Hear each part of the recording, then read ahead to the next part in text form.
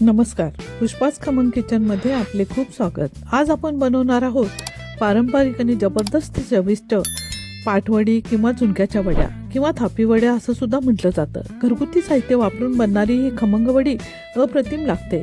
यासाठी साहित्य: बेसन पीठ, तेल, जिरे, मोहरी, हिंग, हळद, मीठ, हिरव्या मिरच्या। चला तर बनवायला घेऊ। मिरच्या, लसूण यांचे दरदरा वाटण करून घेऊ। एका प्लेटमध्ये 1 वाटी बेसनचे पीठ चाळून घेऊया।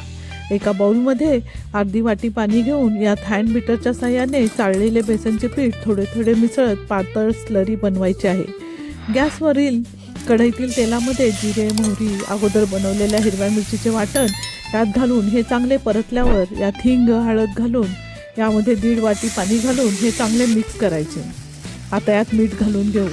बेसन पिठाची बनवलेली स्लरी हळूहळू या मिश्रणात चमच्याने गुठळ्या न होऊ देता ओतून घ्यायची। बघा, असं पिठलं तयार होते। 5 मिनिटांसाठी झाकण लावून घेऊ। तेल लावलेल्या प्लेटवर हे पिठलं ओतून याला स्पॅट्युलाच्या साहाय्याने आणि नंतर हाताने थापटून जाडसर असं थापून घ्यायचं आहे। आता यावर कोथिंबीर, ठेवलेलं खोबरं भरभरून ते पुन्हा थापून त्याला सुरीने शंकरपाळीसारखं तुकडे करायचे।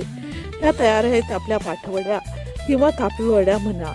या भात, भाकरी, चपाती सोबत अतिशय चविष्ट लागतात। या आणि अशा घरगुती रेसिपी पाहण्यासाठी पुष्पास खमंग किचनला लाईक, शेअर, सबस्क्राईब नक्की करा। पूर्ण व्हिडिओसाठी खाली लिंक दिली आहे। धन्यवाद।